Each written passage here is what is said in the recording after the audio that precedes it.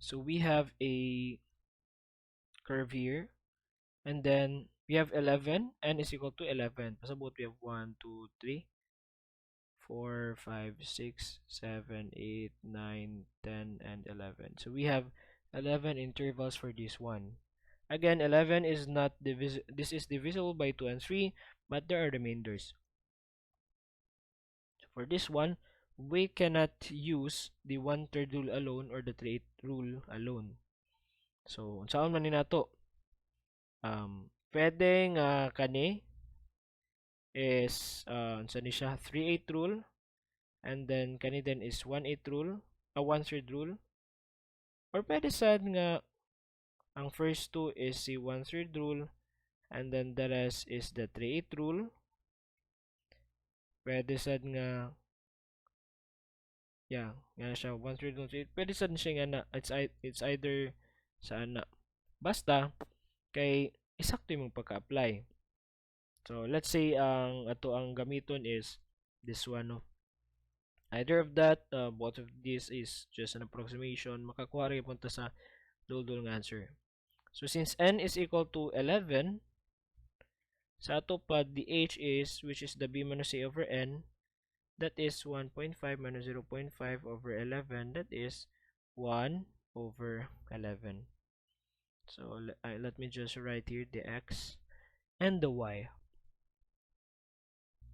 Okay, this is the first part. We have the x, all the x, and the y. So akong gamiton ni ba is kani, we have the first 9, 3/8, and then the rest, we have the 1/3. So this is 3/8, and then the remaining points is 1/3. Okay. So for the 3/8, that is just 3 over 8 times the h, which is 1 over 11, times the initial point, which is 0.3894, plus we have 3 times 0.416751 plus 0.428327, and then we have the plus 2 times 0.42531, again plus 3 times 0.409642 plus 0.383783. Let me just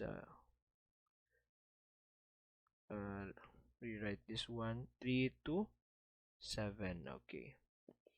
Saan na ta? 383783 plus 2 times 0.350455 plus 3 times 0.312394 plus 0.272149.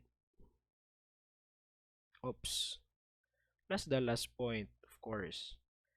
Plus 0.231923. So, muna nitong last point. Kay ato mang gisabot nga ang first 9 will be the 3/8 rule.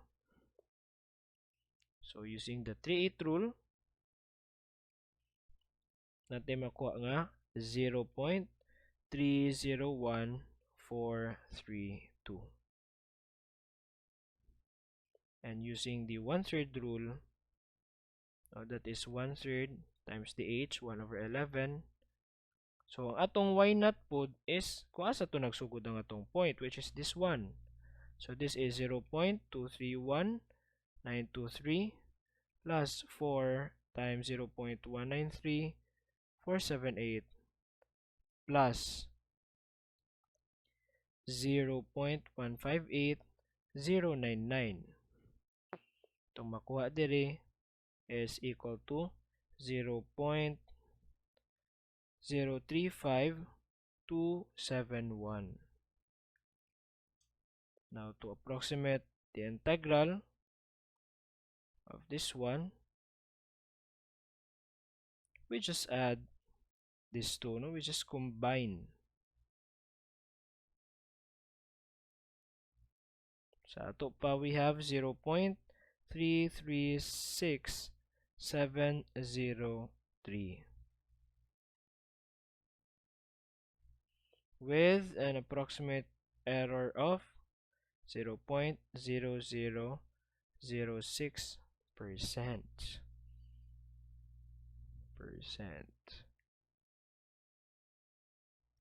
So if we compare this with the 3/8 rule, we have the 0.33671. Kani isa po is 0.336705, and here with the combined Simpson 1/3 and 3/8 rule, we have 0.336703. No, very close with the exact value nga 0.336701. So that's all no for the Simpsons rule 1/3 and the 3/8. Keep in mind that the 1/3 rule is only applicable for intervals that are divisible by 2, and 3/8 for intervals that are divisible by 3 or are multiples of 3. So if they cannot be divided by 2 or 3 without a remainder, it means that we can divide those na ay part nga for 1/3 rule, and the other one is using the 3/8 rule, and then you just sum up the calculations that you had with the 1/3 rule and the 3/8 rule. Then eventually you will arrive with the approximate integral of the given function. So now for your assignment, this deadline for this will be on Friday. So for this one, you are going to apply for the number 1 a 2-point Gauss-Legendre quadrature, and for the second, you're going to use 3-point Gauss-Legendre quadrature for the given integral. And by the way, observe 6 decimal place.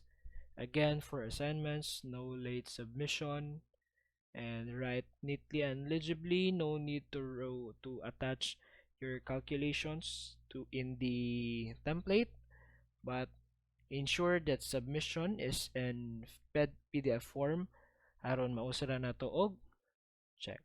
So that's all for the numerical integration. We are already done with the differentiation integration. Our next discussion will be on the ordinary differential equation.